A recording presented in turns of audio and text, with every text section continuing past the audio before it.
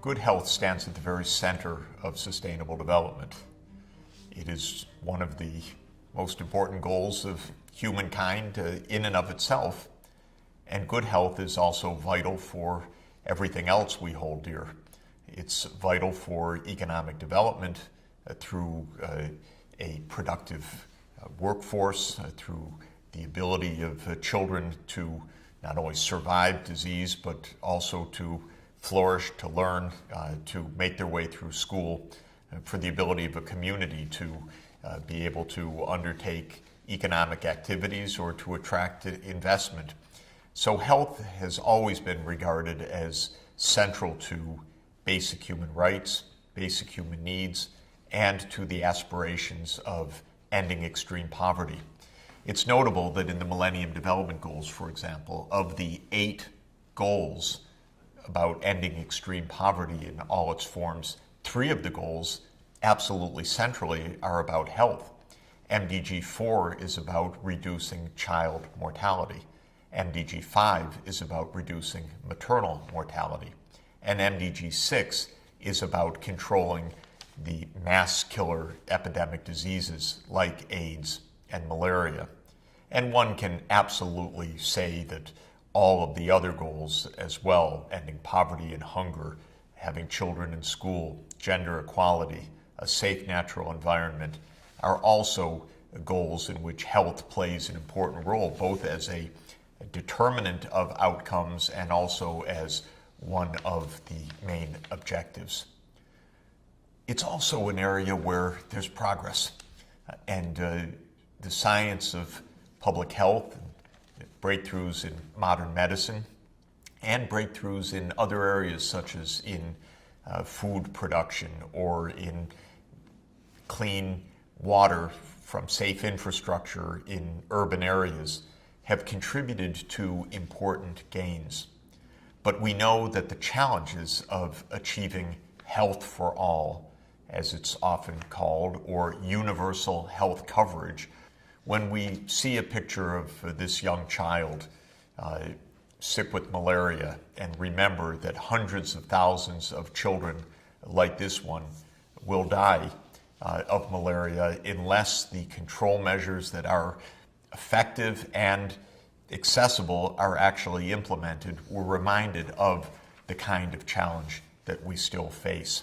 Millions and millions of children, especially in the very poor countries, die each year of utterly preventable or treatable causes that could be ended. These lives could be saved.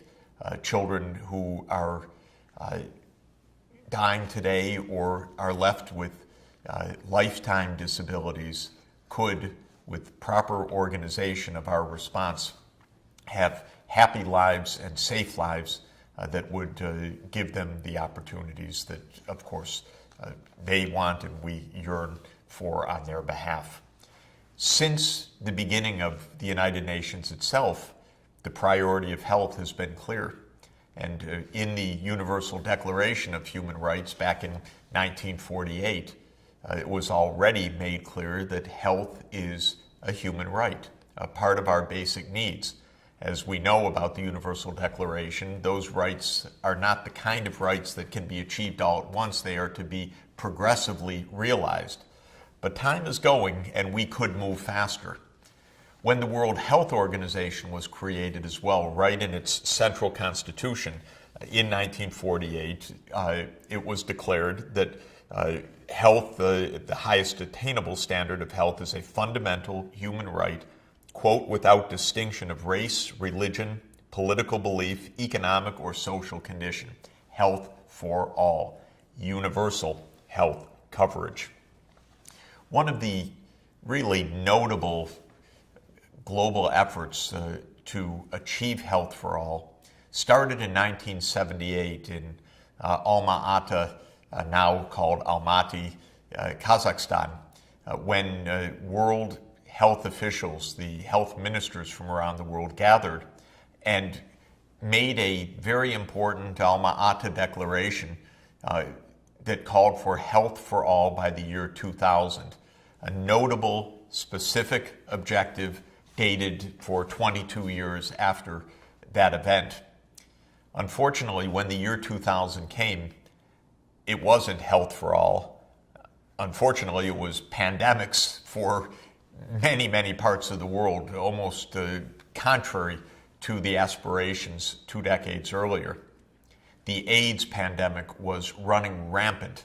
Millions and millions of people infected with the HIV virus, more than 20 million, millions dying every year.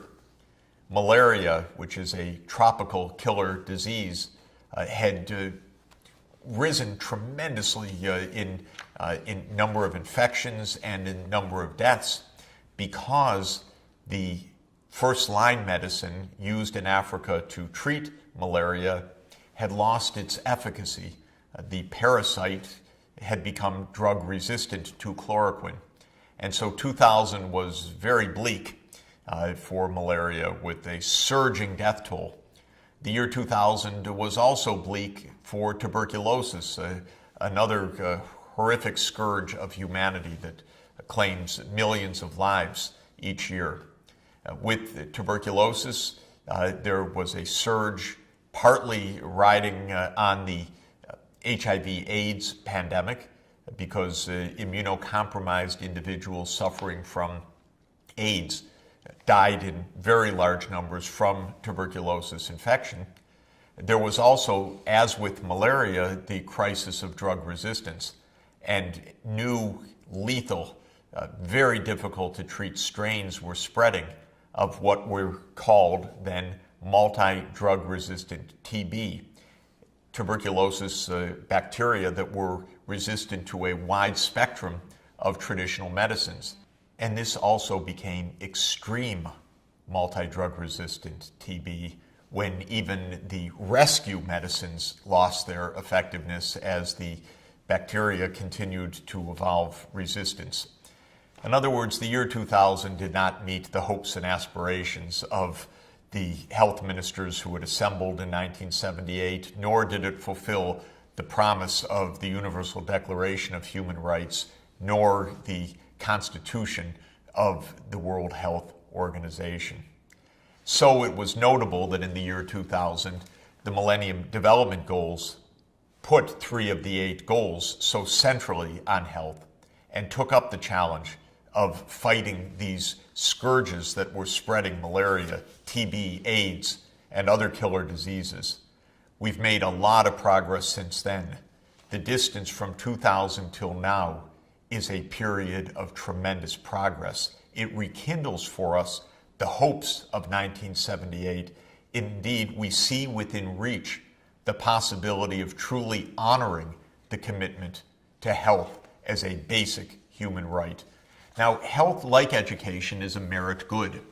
Remember that a merit good is a good that should be accessible very broadly or universally in the population. Health is considered to be such a good not only because it's so vital for individuals that we feel from a moral and ethical point of view that everybody as human beings deserves access to health, but very practically, health is a merit good because untreated disease is a threat for society and a threat that spills over to the rest of a population when an epidemic is left to fester and to spread.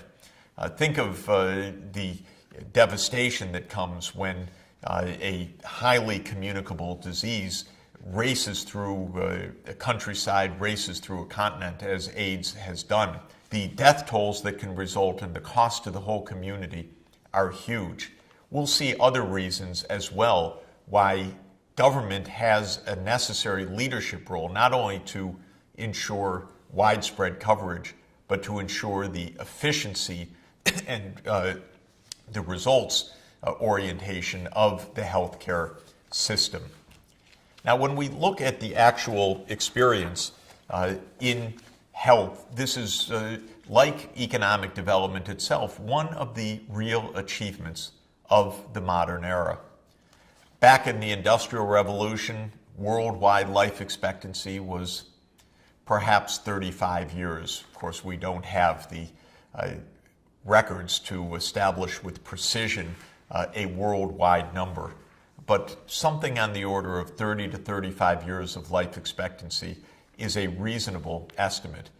This does not mean that people were dying at the age of 30 or 35. It means that a newborn, on average, would reach an age of 30 or 35, taking into account that a very large number of deaths would occur within the first month after birth, or the first year, or the first 5 years.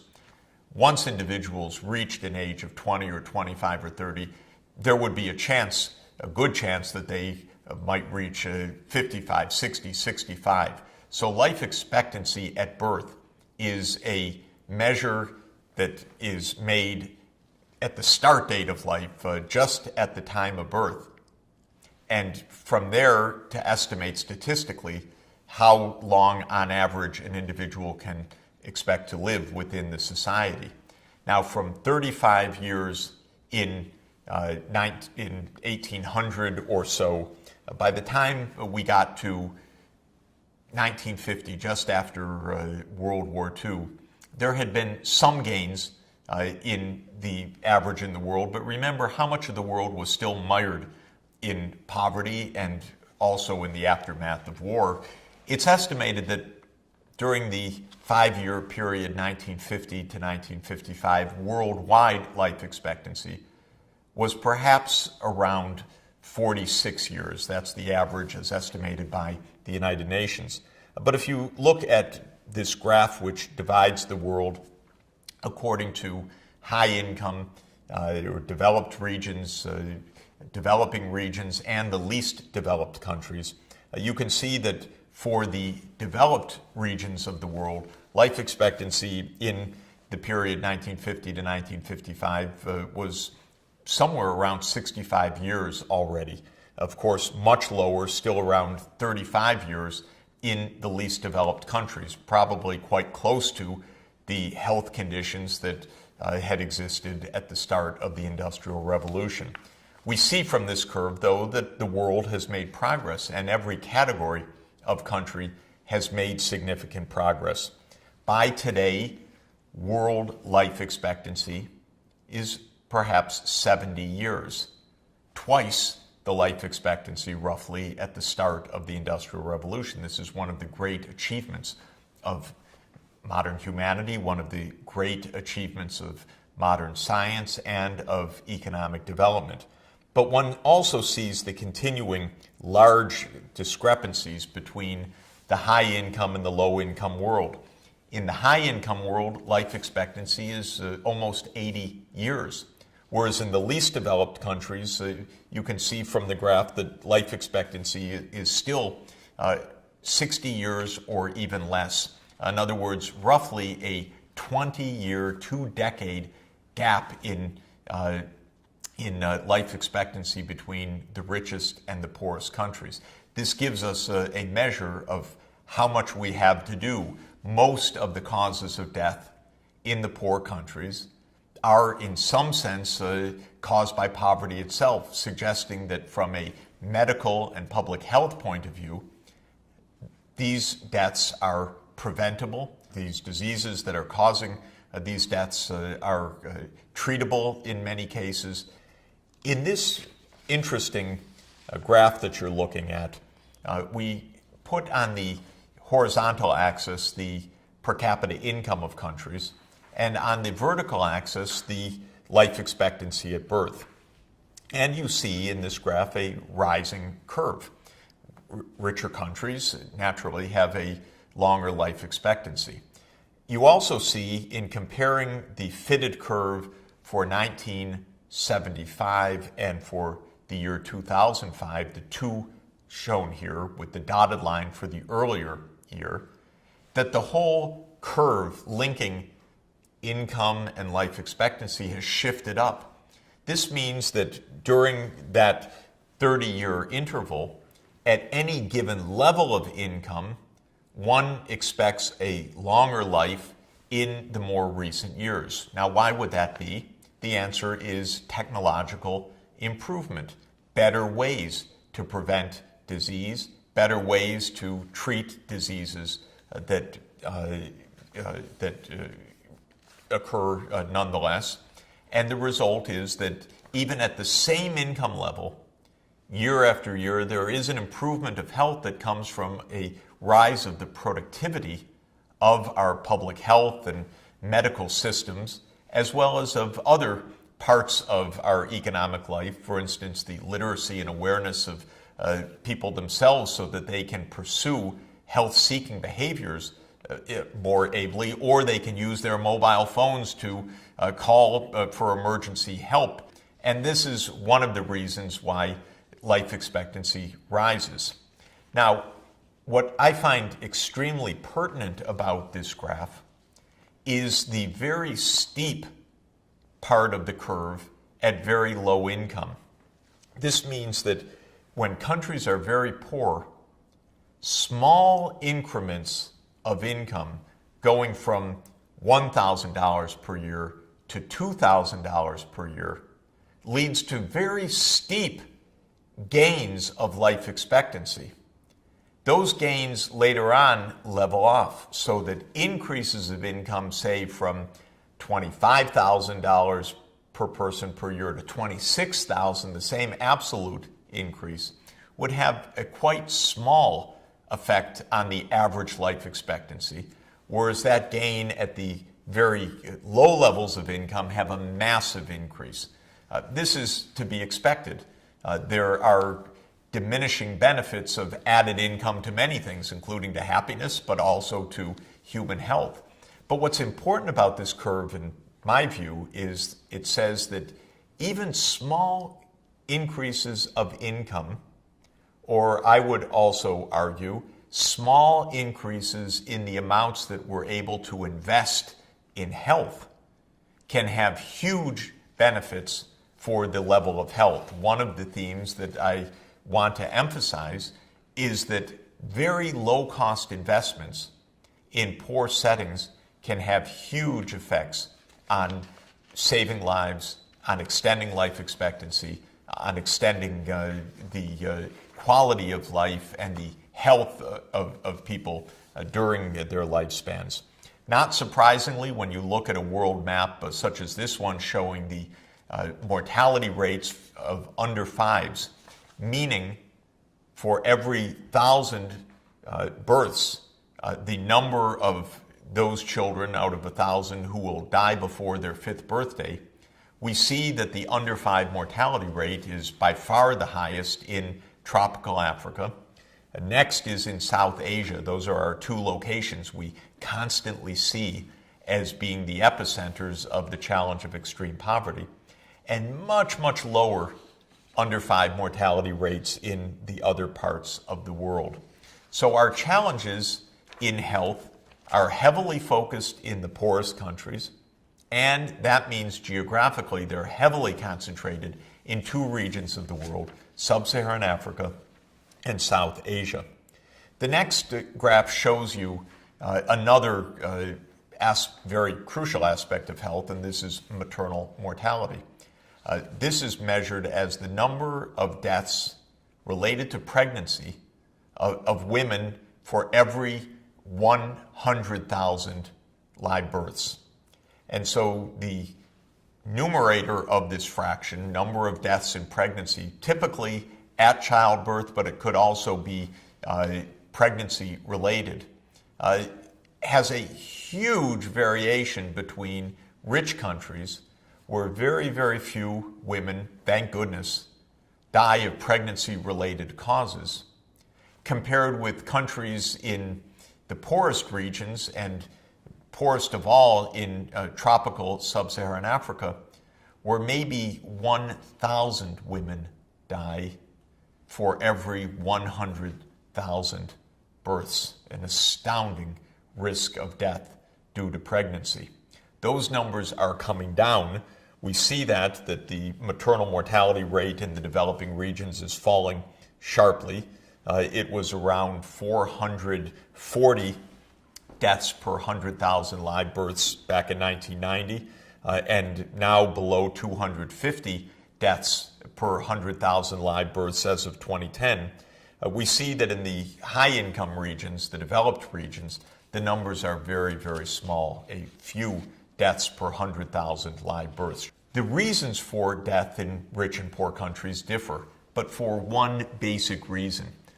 The poor die of the same reasons that the rich die. They die of cancer, they die of cardiovascular diseases, they die of metabolic disorders, say related to diabetes. But they also die of conditions that rich people no longer die of, mainly communicable diseases, such as children dying of measles, or children dying of malaria, or children dying of other kinds of infections which would not kill their counterparts in the rich world, but do kill the children in the poor countries because the children are hungry, they're undernourished. And one basic principle of health is that undernutrition leads to immunosuppression. What does that mean? Undernutrition leads to a tamping down of the immune system, the ability to resist infectious diseases. And so poor kids die of diarrhea or respiratory infections that would not kill a child in a rich country, better nourished, but do carry away millions of children into death in the poorest countries. The disparities between rich and poor and across ethnic groups, another kind of inequality that we've examined, can apply within countries as well. The United States, we know, being the most unequal of all of the high-income countries for reasons that we've discussed, also has very high disparities in life expectancy.